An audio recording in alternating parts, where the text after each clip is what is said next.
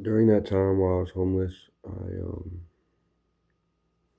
started working at my first ever job. I was able to get a job back there again, but I would show up to work drunk during my breaks. I'd go to the gas station across the street and buy drinks, go to the break room, drink during my break.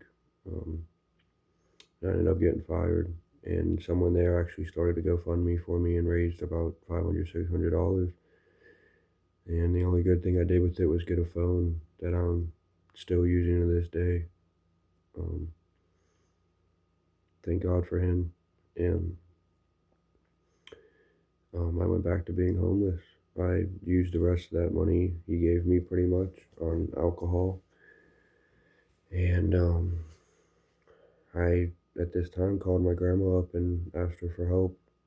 2 years before this, I came down, and lived with her and would steal her card and her license to buy alcohol on DoorDash. And I would leave her license outside the front door because they needed to scan, a proof of ID that you were 21, and I would use that to get the alcohol.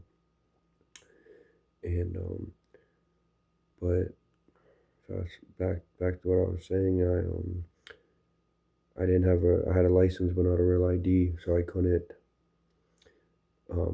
fly. So I told my mom I didn't have any money, which was a lie, and she got me a train ride from Pittsburgh to Florida, which was 20 hours. And when I got here, I went on a 2 week bender. Um, Obviously, I was 21 then, so I spent that $700 just Ubering DoorDash to the house for 2 weeks straight until I finally crashed and realized that I needed help. And I went into my grandma's room at 4 a.m. and asked and said I needed help. She called my mom, and that's what all my mom was waiting for, was for me to ask for help, and that she would be willing to give me help if I just finally admitted I needed it. And that's when the process started. I went to a detox center, but during the check-in, in the first 15 minutes of being there and them, just asking me this and that, I ended up having a seizure, falling out of my chair. So I ended up detoxing in the hospital. And then after the hospital, I went to a rehab center, a 90-day program, at least for most. And I did 90 days there, learned about AA, learned about the disease, learned about how to live life again. Honestly, what to do whenever I got out of there, because it's kind of like you're in a bubble.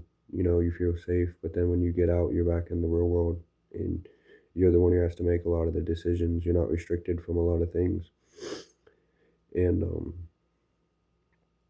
when I got out, I kept going to meetings, found meetings that are near my house, started chairing, holding the meetings, helping with the meetings, make coffee, this and that, just doing anything I could to help and be a part of it.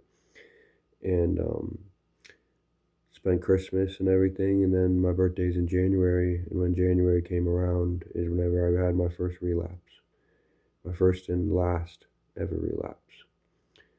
And I went to Publix, got some wine, came back home, maybe drank about 2 glasses at most, and I passed out. And then my grandma found it in the morning. I had it like the both of them sat out perfectly, like I, knew I did wrong and wanted to get caught. And after that, my anxiety was through the roof, like it was again when I was homeless, and I started thinking I'm gonna have to go back to the recovery center, go back to rehab, go back to detox, all this, and then realized that um, not that it's not gonna help this time, but I can't just keep using that as an scapegoat. And whenever I just realized I had to go back to my meetings, start over, not think about how many months I had sober before, but also think about it, but use it as all that time didn't go to waste. Yes, I'm back at day one, but all that time meant something. And that helped a lot because without those 4 months that I had before, I wouldn't be able to be at 4 months again that I'm at now, almost 5. And I had to go to those meetings and admit and say I relapsed. And that was one of the scariest moments of my life, but also the most heartwarming because whenever I admitted it, it was everybody brought me in and asked if I needed help or I needed this, and was just happy that I came back to the rooms and admitted my wrongs instead of just staying out there and drinking, because that's what's hard for a lot of people, is coming back, especially after a lot of time. I know people that have many years and have relapsed, but came back into the rooms, and um, I started going back to meetings, started getting back into it and everything, and that was the best decision I ever made. Whenever I first admitted help, it was good, but after the relapse, I realized that's really not the life that I want, is just to be sitting at home drinking every day.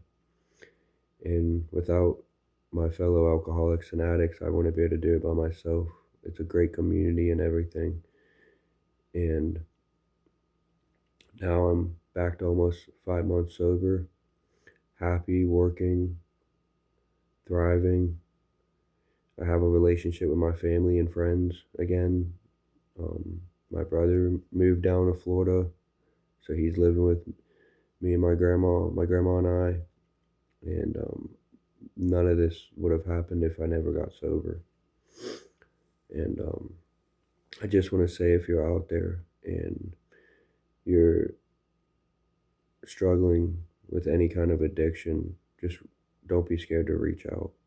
Don't be scared to get help, because they'd rather hear from you wanting to get help than to find out that you passed away or that you're dead.